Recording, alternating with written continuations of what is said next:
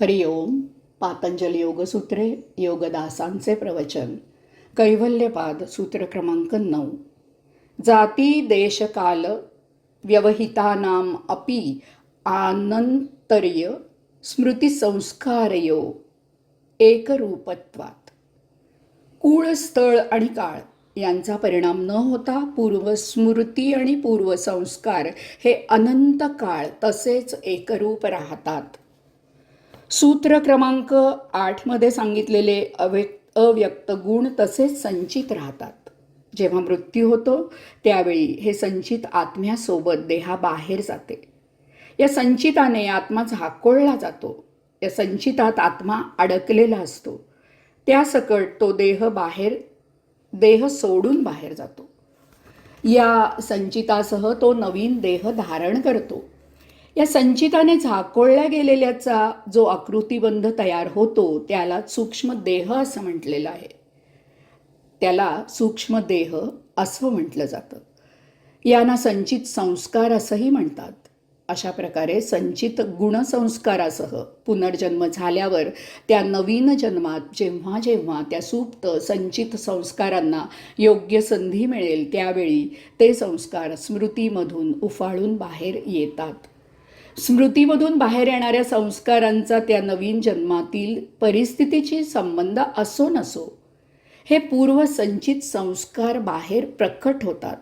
एखाद्या अशिक्षित दुर्गुणांनी युक्त अशा घरी विद्वान सज्जन जन्माला येतो. अशावेळी सर्वसामान्यपणे आश्चर्य वाटते.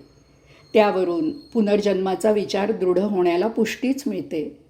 यावरूनच भांगेत तुळस उगवणे असा वाक्यप्रचार वापरला जातो. असा हा नवीन देह कोणत्या कुळात जन्माला आला, कोणत्या ठिकाणी जन्माला आला, तसेच किती काळानंतर जन्माला आला या गोष्टींचा संचित स्मृती योग्य संधी मिळताच बाहेर येण्याशी काहीही संबंध नसतो. जुना देह टाकून आत्मा संचित अव्यक्त गुण बरोबर घेऊन पूर्वजन्मानंतर पूर्वजन्मीपेक्षा वेगळ्या जातीत वेगळ्या देशात कित्येक वर्षांनंतर जरी जन्माला आला तरी हे संचित अव्यक्त गुण त्याच्याबरोबर स्मृतीत साठलेले राहतात. ते योग्य संधी मिळताच स्मृतीतून व्यक्त होतात. या संचित संस्कारांचा प्रभाव ताकद इतकी महान असते की जात देश आणि काळ यावर ते मात करतात. जात देश काळ यांचा या स्मृतीपटलावर काहीही परिणाम होत नाही. आत्म्याला झाकोळून आत्म्याबरोबर देहत्यागाच्या वेळी बाहेर पडणारे हे संस्कार इतके प्रबळ असतात की नवीन देहाचे मन, बुद्धी, अंतःकरण यांना निष्प्रभ करून ते प्रकट होतात. जात देश काळ यावर मात करून प्रकट झालेल्या स्मृती संस्कारांची अनेक उदाहरणे आहेत.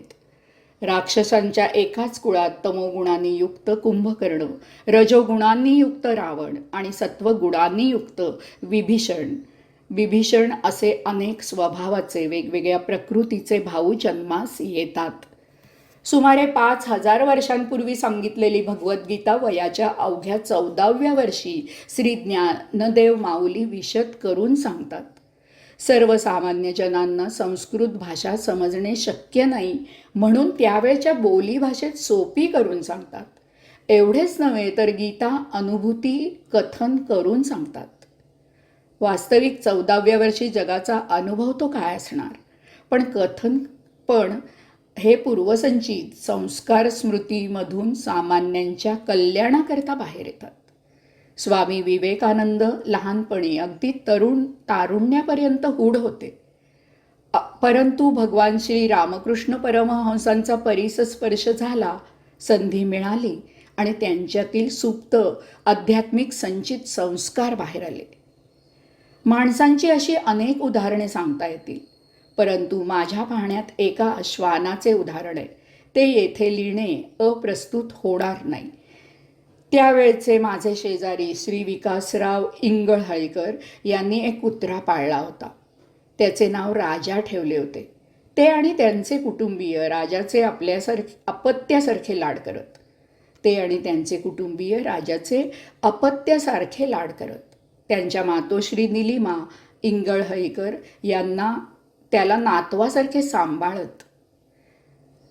राजाचा आम्हालाही सर्वांना लळा लागला होता. सुमारे 2.5 वर्षानंतर राजा मधून 1-2 दिवस गायब होऊ लागला.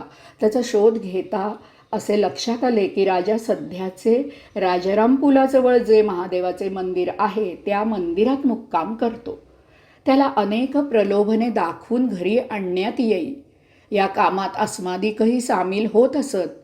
परंतु 1-2 दिवसातच राजा पुन्हा महादेवाच्या मंदिरात जाऊन मुक्काम करी.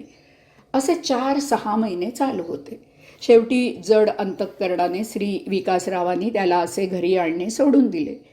आज मार्च 2003 रोजी राजाचे वय अंदाजे 12 वर्षांचे आहे.